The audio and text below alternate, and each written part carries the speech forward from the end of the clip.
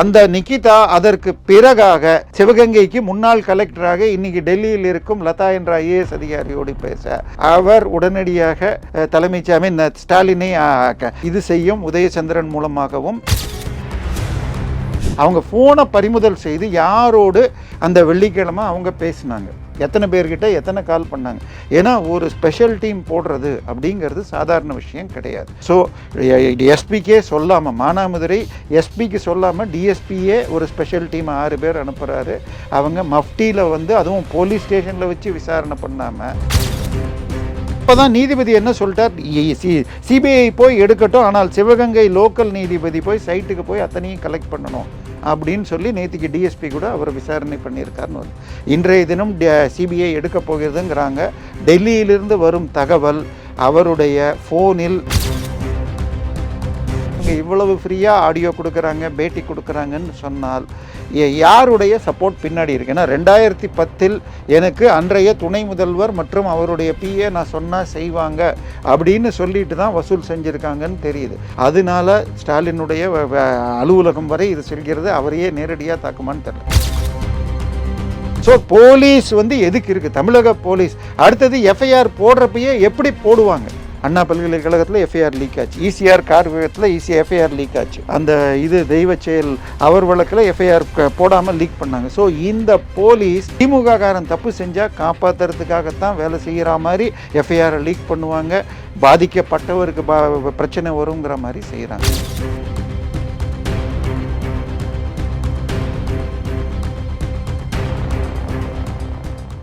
Real one நண்பர்கள் உறவுகள் அனைவருக்கும் வணக்கம். முக்கியமான செய்திகள் தகவல்களை பகிர்ந்து கொள்ள நம்மோடு இணைந்திருப்பவர் அரசியல் விமர்சகர் தேவப்பிரியா அவர்கள். வணக்கம் சார். வணக்கம்.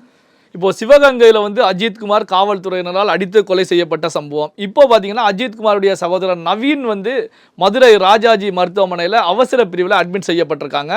காரணம் என்ன அப்படின்னா, காவல்துறையினர் என்னையும் தாக்கினார்கள், இதன் மூலமாக நடக்க முடியல, காலில் வலி ஏற்படுகிறது அப்படிங்கிற நிலையில் அங்கே அட்மிட் செய்யப்பட்டிருக்காங்க. இதை எப்படி பார்ப்பது? இல்லை, இதில் காவல்துறை விசாரணைக்கு கொஞ்சம் தாக்குதல்ங்கிறது முடியாதுன்னு சொல்ல முடியாது. ஐயா சொல்லுங்க ஐயா எடுத்தீங்கன்னு சொன்னால் முடியாது. ஆனால் 2 விஷயத்தை பார்க்கணும். ஒரு கம்ப்ளைண்ட் கொடுக்குறார் ஒருத்தர், அக்யூஸ்ட் ஒருத்தர். கம்ப்ளைண்ட் 2 பேர்லேயும் ஆன்டிசென்ட் பார்க்கணும். இதற்கு முன்னால் குற்ற பின்னணி இருக்கான்னு பார்த்தால் கம்ப்ளைண்ட் கொடுத்தவர் பேரில் நிறைய குற்ற பின்னணி இருக்குது. அன்றைய துணை முதல்வர் ஸ்டாலின் அலுவலகம் மூலமாக வேலை வாங்கித்தரேன் என்று சொல்லிக்கொண்டு 2-3 கோடி ரூபாய் வாங்கி கொண்டதாக அவர் பேரில் புகார்கள் இருக்கிறது. வேணா இவர் 28 வயது வாலிபர், சில வருடங்களாக கோயிலில் தற்காலிக ஊழியராக காவலாளியாக இருந்திருக்கார் இந்த அஜித்குமார். அவர் பேரில் ஏதாவது ஆன்டிசென்ட் இருக்கான்னா ஒருத்தர் கூட சொல்ல, ஏதாவது கோயிலில் யார்கிட்ட முரட்டுத்தனமாக நடத்துக்கிட்டார் அந்த மாதிரி கூட கம்ப்ளைண்ட் இல்லை. ஸோ அப்படி இருக்கிறப்ப எந்த ஆன்டிசென்ட்டும் முன்குற்ற இது இப்போ இல்லாத ஒருவரை அப்படி போட்டு தாக்கியிருக்காங்க. நிச்சயமாக நீங்கள் விசாரணைனா கொஞ்சம் மிரட்ட வேண்டியிருக்கும், பண்ண வேண்டியிருக்கும். ஆனால் இப்படி அடிக்கிறது, அதில் இதை விட முக்கியம் அந்த எஃப்ஐஆரே எப்படி போட்டிருக்காங்கன்னா, சம்பவம் நடந்தது 27ஆம் தேதி 2 மணிக்கு காலையில் 10 மணிக்கு அந்த பெண்மணி நிகிதா வந்திருக்காங்க.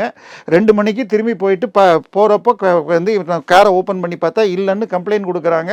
லோக்கல் போலீஸ் ஸ்டேஷன் அவரை விசாரணை பண்ணிட்டு இவர் பேரில் குத்தம் இருக்கிறதா தெரியலன்னு விட்டதாக சொல்கிறது. ஆனால் அந்த நிகிதா அதற்கு பிறகாக சிவகங்கைக்கு முன்னாள் கலெக்டராக இன்னைக்கு டெல்லியில் இருக்கும் லதா என்ற ஐஏஎஸ் அதிகாரியோடு பேச அவர் உடனடியாக தலைமைச் ஸ்டாலினை இது செய்யும் உதயச்சந்திரன் மூலமாகவும் ஏஜிடிபி இவர் மூலமாகவும் பேச, ஏஜிடிபி திருபுவனம் காவல் போலீஸ் ஸ்டேஷனை விட்டுட்டு மானாமதுரை டிஎஸ்பிக்கு எஸ்பியை தாண்டி டிஎஸ்பிக்கு ஃபோன் பண்ணி ஒரு ஸ்பெஷல் டீமை போட்டிருக்காங்க. எஃப்ஐஆரே போடல.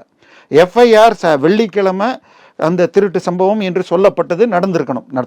ஒரு நகை இருந்து திருட்டு போயிருந்தால், இன்று வரை நகை இருந்ததா இல்லையாங்கிற சந்தேகம் இன்னும் பலருக்கு இருக்கிறது. சனிக்கிழமை இவர் கொல்லப்பட்டிருக்கிறார்.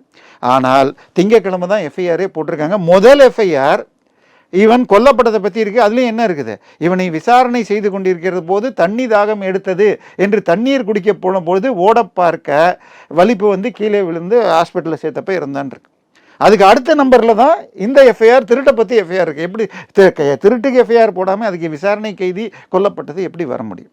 ஸோ இந்த கேஸை இப்போ முதல்ல ஃபோன் எடுத்தால் போதும். அந்த டிஎஸ்பிக்கு யார் ஃபோன் பண்ணாங்க? இந்த நிகிதாவுடைய ஃபோனை எடுத்து, ஏன்னா ஃபோனை ரெக்கார்டு எடுப்பீங்களா இல்லையான்னு சொன்னால் அண்ணா பல்கலைக்கழகத்தில் இன்கமிங் கால் வரலன்னு சொல்கிறதுக்காக ஏர்டெல்லுடைய மேனேஜரை கூப்பிட்டு அந்த பீரியடில் பிளேன் மோடில் இருந்தது அப்படின்னாங்க. அதே ஸ்ரீகாந்த் வழக்கில் பார்த்தீங்கன்னா டிலீட் செய்யப்பட்ட வாட்ஸ்அப் குரூப்பில் இருந்த தகவலை வச்சுக்கிட்டு, அதாவது ஸ்ரீகாந்தை கூட்டிகிட்டு போய் அவர் வீட்டுக்கு போனப்போ 1 கிராம் கிடச்சிது, அவருடைய பிளட்டில் கொக்கைன் சாம்பிள் இருந்துச்சுன்னு சொன்னாங்க. ஆனால் கிருஷ்ணா, நடிகர் கிருஷ்ணாவை கூட்டிகிட்டு போனப்போ அவர் வீட்டில் எதுவும் பிடிபடலை, அவருடைய உடம்பில் அவருக்கு ஏற்கனவே சில வியாதிகள் இருக்குங்கிறதுனால இதை எடுத்துக்கக்கூடாதுன்னு சொன்னதுனால எடுத்துக்கலான்றாங்க. ஆனால் அவர் டிலீட் பண்ண அந்த இது கொக்கைன் வித்த அவனுடைய ஃபோனை டிலீட் பண்ணதில் இருந்த வாட்ஸ்அப் குரூப் தகவல்களில் அவரும் இருந்திருக்கார், கொக்கைன் விற்கிற குரூப்பில் அப்படின்னு அரெஸ்ட் பண்ணப்பட்டிருக்கார். அப்போ டிலீட் பண்ண வாட்ஸ்அப்பை நீங்கள் ரெக்கவர் பண்ணி ஒருத்தரை அரெஸ்ட் பண்ண முடியும் என்றால், இப்போ நிகிதாவை யாரோ ஒருத்தர் முந்தானத்தி ஹோட்டலில் பிடிச்சி, ஐயா நாங்கள் பிடிச்சி வச்சுருக்கோம் வாங்கன்னு சொன்னால், வச்சிருக்காங்கன்னு சொல்லிட்டு 1 மணி நேரம் கழித்து போலீஸ் விட்டுருங்கன்னு சொன்னாங்க. அவங்க ஃபோனை பறிமுதல் செய்து யாரோடு அந்த வெள்ளிக்கிழமை அவங்க பேசினாங்க, எத்தனை பேர்கிட்ட எத்தனை கால் பண்ணாங்க. ஏன்னா ஒரு ஸ்பெஷல் டீம் போடுறது அப்படிங்கிறது சாதாரண விஷயம் கிடையாது. ஸோ எஸ்பிக்கே சொல்லாமல், மானாமதுரை எஸ்பிக்கு சொல்லாமல் டிஎஸ்பியே ஒரு ஸ்பெஷல் டீம் 6 பேர் அனுப்புகிறாரு. அவங்க மஃப்டியில் வந்து, அதுவும் போலீஸ் ஸ்டேஷனில் வச்சு விசாரணை பண்ணாமல் வெளியிடத்தில் வச்சு கடைசியில் கோயிலுக்கு பின்பக்கம் உள்ள நந்தவனத்தில் வச்சு அடித்து கொண்டு இருக்காங்க. இதில் இந்து அறநிலையத்துறை இன்னைக்கு வரைக்கும் கம்ப்ளைண்ட் தரல. அதுக்கு பிறகாக வந்து அந்த கோயிலில் இருக்கிற சிசிடிவி ஃபுட்டேஜை வாங்கிட்டு போனாங்களாம். அப்படி வாங்கிட்டு போகிறதாக இருந்தால் அவங்க பக்காவாக செலான் போட்டு கொடுத்து வாங்கிட்டு போனோம். அதை தான் நாளைக்கு கோர்ட்டில் நிற்கும். அப்பீலுக்கு போனாங்கன்னா, என்னைக்கு வாங்கினீங்க, அந்த மகஜர் கொடுங்க, அந்த செலான் கொடுங்க அப்படின்னு கேட்பாங்க. எதையுமே கொடுக்காமல் அதுவும் மூட்டையில் அள்ளி போட்டிருக்காங்களாம். இப்போ அந்த உடஞ்சி போன பைப்பெல்லாம் இருந்ததுன்னு சொல்கிறாங்க. அந்த பைப்புகள் அதில் இப்போ அந்த போலீஸுடைய கைரேகைகள் இருந்ததுன்னா இவங்க இப்படி தூக்கி போட்டு எடுத்துகிட்டு போனால் இதுலேயே கழிஞ்சு போகும். ஸோ இந்த டீம் வந்து எப்படி, அதுதான் இவரும் நீதிபதியும் தெளிவாக சுட்டி காட்டியிருந்தார். தமிழக போலீஸ் மேலே எனக்கு நம்பிக்கை இல்லை, சிபிஐக்கு மாத்திரன்னு சொல்லிட்டு, சிபிஐ டேக் ஓவர் பண்ணுறதுக்கே உங்களுக்கு 4-5 நாள் ஆகும்.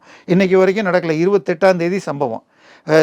ஞாயிற்றுக்கிழமை தெரிஞ்சு போச்சு. ஞாயிற்றுக்கிழமை அந்த சிவகங்கை திமுக வட்ட செயலாளர் ஒருத்தர் சேந்தன் ரமாரனும் யாரோ சொல்கிறாங்க, அவர் போய் 50 லட்சம் தரேன், ஹெச்ஆர்என்சியில் வேலை வாங்கி தரேன்னு சொல்லி பேசினார் என்றும், ஒரு 10 லட்சம் ரூபாய் அட்வான்ஸ் கொடுக்கப்பட விஷயம் பெரிதாக நம்மளை போல ரியல் ஒன் போன்ற சேனல்கள் மட்டுமே பேசின, மெயின் ஸ்ட்ரீம் சேனல்கள் பேசவில்லை. ஆனால் அப்பொழுது கூட இது பெரிதாகி விட்டதுங்கிறப்ப செவ்வாய்க்கிழமை அன்னைக்கு நடக்கக்கூடாது, நடந்து போச்சுன்னு மன்னிப்பு கேட்டுட்டு ஒரு 5 லட்சம் அரசாங்கம் சார்பாக மந்திரி போய் கொடுத்துட்டு ஆவினில் வேலை கொடுத்துருக்கான்னு வருது. சார், ஆவினில் வேலை கொடுக்கறது அடுத்த விஷயம், அந்த உயிருக்கு என்ன வேல்யூ, இதை எல்லாத்தையும் அப்போ தான் நீதிபதி என்ன சொல்லிட்டார், சிபிஐ போய் எடுக்கட்டும், ஆனால் சிவகங்கை லோக்கல் நீதிபதி போய் சைட்டுக்கு போய் அத்தனையும் கலெக்ட் பண்ணணும் அப்படின்னு சொல்லி நேற்றுக்கு டிஎஸ்பி கூட அவர் விசாரணை பண்ணியிருக்காருன்னு வருது. இன்றைய தினம் சிபிஐ எடுக்க போகிறதுங்கிறாங்க. டெல்லியிலிருந்து வரும் தகவல், அவருடைய ஃபோனில் கொடுக்கலன்னு சொன்னால் நிகிதா இன்றைக்கு அரெஸ்ட் கூட செய்யப்படலாம் என்று தகவல் வருகிறது. இப்போ பார்த்தீங்கன்னா இன்னும் சிபிஐயை பொறுத்த வரைக்கும் டேக் ஓவர் பண்ணல. அப்போ பார்த்தீங்கன்னா தமிழக காவல்துறை தான் அது வரைக்கும் விசாரணை மேற்கொள்ளணும். என்ன காரணத்துக்காக நிகிதாவை இது வரைக்கும் கைது செய்யாமல் இருக்காங்க? நேற்று கூட ஒரு தனியார் தொலைக்காட்சியில் நிகிதா அவர்கள் பேட்டி கொடுக்குறாங்க. நான் வந்து சாதாரணமாக தான் இந்த காவல்துறையில் புகார் தெரிவித்தேன், மேலே இந்த ஒரு அதிகாரிக்கும் நான் போன் போட்டு தெரிவிக்கலை. சாதாரணமாக ஒரு குடிமகன் ஒரு நகை திருட்டு போனால் எப்படி செயல்படுவாங்களோ அதே போல் தான் நான் செயல்பட்டேன் அப்படிங்கிற கருத்துக்களை முன்வைக்கிறாங்க. சாதாரணமாக நகை திருட்டு போச்சுன்னா, என்னுடைய மாமனாருக்கே திருட்டு போய் போலீஸ் ஸ்டேஷனில் போய் கம்ப்ளைண்ட் கொடுத்துருக்காரு வலசரவாக்கத்துக்கிட்ட. எப்படி யாரோ 2 பேர் பேச்சு கொடுத்து எதையோ பத்திரமா வச்சுக்கங்கன்னு பாக்கெட் வச்சு கடைசியில் வேறு பொட்டலத்தை ஏமாற்றி சொன்னால், நீங்கள்லாம் அறிவுள்ள, எப்படி நடு ரோட்டில் ஒருத்தன் நிறுத்தினா எப்படி பண்ணுவீங்க, அது இதுன்னு சொல்லி நீ ஏண்டா சொல்கிறோங்கிற மாதிரி தான் போலீஸ் நடந்து கொண்டது. அதுக்கப்புறம் அவர் வேறு யாருக்கோ ஃபோன் பண்ண கொஞ்சம் ஹை லெவல் கொடுக்க, இந்த மாதிரி திருட்டை யார் செய்வார்கள் என்று பேசி 90% ரெக்கவர் பண்ணாங்க. அப்போ கூட 10% போலீஸ் எடுத்துக்கொண்டது. அப்படி தான் தமிழக போலீஸ் இருக்கிறது. ஆனால் இந்த கேஸில் முதல்ல திருவோணம் போலீஸே, ஹெச்ஆர்என்சிஏ இவர் சொன்ன அந்த அஜித்குமாரை கூப்பிட்டு போலீஸ் விசாரிக்க, ஒன்றும் ஏன்பா இவங்க போய் சொல்கிறாங்க 500 ரூபாய்க்காக பண்ணுறாங்கலாம் சொன்ன உடனே விட்டுட்டாங்க. அதற்கு பிறகாக மானாமதுரையிலிருந்து ஒரு ஸ்பெஷல் டீம் வருதுன்னு சொன்னால் உயரதிகாரிகிட்ட பேசாமல் இருக்க முடியாது. இவர் இன்னைக்கு ஒன்று பிரச்சனைங்க, என்னுடைய ஃபோனில் 2 சிம் இருக்குங்க, சரியா? இப்போ சில பேர் 2 ஃபோன் வச்சுருக்கிறாங்க. அந்த ஒரு ஃபோனை மாத்திரம் கொடுத்துட்டு நீங்கள் பார்த்துக்கங்கன்னு சொன்னார், ஏன்னா இப்போ நம்ம அண்ணா பல்கலைக்கழக கேஸ்லையும் அவருடைய ஒரு ஃபோன் இதில் போட்டிருந்தது, நான் இன்னொரு ஃபோனை வச்சுக்கிட்டு வைஃபை வச்சுட்டா இன்கமிங் வாட்ஸ்அப் காலும் வரும். ஏனால் அந்த திமுகவின் உடன்பிறப்பு நம்ம ஞானசேகரன் இன்கமிங் கால் வந்து தான் பேசினான் என்று அந்த குழந்தை சொன்னதாக, மாணவி சொன்னதாக மாணவியின் வழக்கறிஞர் பேட்டி கொடுத்துருக்காரு. அதனால இவங்க இவ்வளவு ஃப்ரீயாக ஆடியோ கொடுக்குறாங்க, பேட்டி கொடுக்குறாங்கன்னு சொன்னால் யாருடைய சப்போர்ட் பின்னாடி இருக்கு? ஏன்னா 2010 எனக்கு அன்றைய துணை முதல்வர் மற்றும் அவருடைய பிஏ நான் சொன்னால் செய்வாங்க அப்படின்னு சொல்லிட்டு தான் வசூல் செஞ்சுருக்காங்கன்னு தெரியுது. அதனால ஸ்டாலினுடைய அலுவலகம் வரை இது செல்கிறது. அவரையே நேரடியாக தாக்குமான்னு தெரியல. இந்த தைரியமாக எப்படி பேசுகிறாங்க? ஏன்னா சிவகங்கைக்கு ஐஏஎஸ், கன்ஃபர்ட் ஐஏஎஸ், சாதாரண அதிகாரி நல்ல முறையில் வேலை செய்தார் என்று பதவி உயர்த்தப்பட்ட சகாயம்லாம் இப்போ ஐஏஎஸ் கிடையாது, கன்ஃபர்ட் ஐஏஎஸ். அந்த மாதிரி லதா என்ற பெண்மணி சிவகங்கை கலெக்டராக இருந்தபோது நெருக்கமான நண்பர். அதை தவிர தமிழகத்தை ஆட்சி செய்யும் உதயசூரியன் ஆட்சி அல்ல, உதயசுந்தரன் ஆட்சி என்பவர் அந்த பக்கம் வந்தால் இவர் வீட்டு உணவை எடுத்துக்கொண்டு சந்திப்பாருங்கிற அளவுக்கு நெருக்கமானவர் என்று பத்திரிகையாளர்கள் சொல்கிறார்கள். ஸோ இவங்க ஒரு ஃபோனை கொடுத்துட்டு இன்னொரு ஃபோனில் பேசியிருந்தால் தெரியாது. இது அந்த டிஎஸ்பி ஃபோனை எடுத்தாலே பாதி விஷயம் தெரிஞ்சிருக்கும். ஏன்னா டிஎஸ்பி வந்து இவங்க பேசினா செஞ்சுருக்க மாட்டாங்க. ஐஏஎஸ் அதிகாரி கூட அதிக வாய்ப்புகள் அதிகம், ஏஜிடிபி தான் பேசியிருப்பாங்க அப்படிங்கிறதுக்கு வாய்ப்பு அதிகம். அதனால இவை முழுமையாக வரணும் சார். இன்னொன்று, அதுக்கு அடுத்த நாள் என்ன பண்ணியிருக்காரு டிஜிபி, தமிழகத்தில் இருக்கும் அனைத்து ஸ்பெஷல் டீமையும் அப்போ எத்தனை ஸ்பெஷல் டீம் போட்டிங்கன்னு சொல்லணுமா இல்லையா? சட்டவிரோதமாக ஸ்பெஷல் டீம்கள் இருக்கிறது சார். இதே வந்து தமிழக மெட்ராஸ் ஹைகோர்ட் 4 தடவை சொல்லியிருக்கு, போலீஸ் கான்ஸ்டபிள்ஸை யாரும் நீங்கள் இது வீட்டுக்கு ஆர்டர்லியாக பயன்படுத்தக்கூடாது. இன்றைக்கும் அரசு கார்கள், போலீஸ் கார்கள், ஒன்றுக்கும் மேற்பட்ட கார்கள் பெரிய ஐபிஎஸ் ஆஃபீஸருக்கு இருக்கு. சமீபத்தில் அந்த ஜெகன்மூர்த்தி வழக்கில் எடுத்துக்கிட்டிங்கன்னா கூட அவருடைய காரை அந்த மாணவனை இவனை கடத்துறதுக்காக, தேனி பெண்மணியுடைய கணவரை கடத்துறதுக்கு போயிட்டு கடைசியில் தம்பியை கடத்திட்டு போனார். அதில் எதுக்கு சார் ஒரு போலீஸ்க்கு எத்தனை கார் வேணும்? அவங்க குழந்தைய ட்ராப் பண்ணுறதுக்கு போலீஸ் வண்டி போலீஸ் கொடுக்கணுமா? இதையெல்லாம் அந்த வண்டியுடைய எங்கே போச்சு, இது ஜிபிஎஸ் போட்டால் போதும் சார். தமிழக போலீஸ் என்பது ஆட்சிக்கு அனுகூலமாக நடந்து கொண்டால் அவர்கள் எந்த விதமாக பதவியை அனுபவித்துக் கொள்ளலாம் என்பதால் ஒரு ஐபிஎஸ் ஆஃபீஸரும் 2 காரு 10 போலீஸை வச்சுக்கிட்டால் நடைமுறை போலீஸ் சிக்கலாக இருக்குது. இன்றைக்கி வர வழியில் அவ்வளோ டிராஃபிக் ஜாம்னா டிராஃபிக் போலீஸ் கம்மியாக இருக்குது. அவங்க முன்னாடிலாம் ரோட்டில் நின்று டிராஃபிக்கை டைவர்ட், இப்போ சிக்னலை நோக்கி தான் போகுது, குறுக்கில் வந்துட்டுருக்கான். எனவே போலீஸுக்கு முறையாக பவர் கொடுத்தா, தமிழக போலீஸ் மாதிரி ஒரு சிறப்பான போலீஸ் கிடையாது. ஆனால் போலீஸை செய்ய வேண்டியதை செய்ய விடாமல் செய்யக்கூடாததை செய்ய விடுறாங்க. ஏன்னா இது முதல் முறை இல்லை. அண்ணா பல்கலைக்கழகத்தில் சார்னு ஒருத்தர் இல்லைன்னு முதல்ல கமிஷனர் சொன்னார், எஸ்ஐடி அதே தான் சொல்லியிருக்கு. ஆனால் நமது அண்ணாமலை அவர்கள் கால் ரெக்கார்ட் பிரகாரமாக அவன் வெளியில் வந்த உடனே உடன்பிறப்பு ஞானசேகரன் வெளியில் வந்து முதல் கால் 8:55க்கு இப்போ ஒரு பெரிய போலீஸ் அதிகாரியோட பேசியிருக்கார். அவர் திருப்பி 5 நிமிஷம் கழித்து ரீகால் பண்ணியிருக்கார். அடுத்த நாள் திமுக உள்ளூர் தலைவர் சண்முகம் என்பவர், கோட்டுப்புறம் சண்முகம், இது அண்ணா பல்கலைக்கழகத்தில் இருக்கிற ஒரு அதிகாரியோடு 13 முறை அடுத்த 3 நாளில் பேசினார் என்று வருகிறது. அமைச்சரோட பேசி. ஸோ போலீஸ் வந்து எதுக்கு இருக்குது? தமிழக போலீஸ் அடுத்தது எஃப்ஐஆர் போடுறப்பயே எப்படி போடுவாங்க? அண்ணா பல்கலைக்கழகத்தில் எஃப்ஐஆர் லீக் ஆச்சு, ஈசிஆர் கார் விபத்தில் எஃப்ஐஆர் லீக் ஆச்சு, அந்த தெய்வ செயல் அவர் வழக்கில் எஃப்ஐஆர் போடாமல் லீக் பண்ணாங்க. ஸோ இந்த போலீஸ் திமுக காரன் தப்பு செஞ்சால் காப்பாற்றுறதுக்காகத்தான் வேலை செய்கிற மாதிரி எஃப்ஐஆரை லீக் பண்ணுவாங்க, பாதிக்கப்பட்டவருக்கு பிரச்சனை வருங்கிற மாதிரி செய்கிறாங்க. எனவே இந்த வழக்கு சிபிஐக்கு போகணும். இன்றைய நிலை வரை இதை கோர்ட் மானிட்டர் பண்ணிட்டு இருக்கு. உயர்நீதிமன்றம் கீழ் நீதிமன்ற நீதிபதியை போய் பார்த்துக்க சொல்லியிருக்காரு. ஏன்னா சிபிஐ வரத்துக்குள்ளே இவங்க அழிக்கக்கூடாதுன்னு.